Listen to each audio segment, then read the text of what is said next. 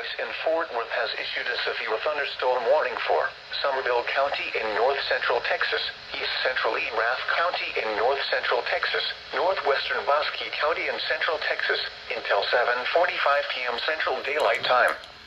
At 7:01 p.m. Central Daylight Time, a severe thunderstorm was located 8 miles southwest of Dinosaur Valley State Park, or 18 miles east of Stephenville, moving east at 30 miles per hour.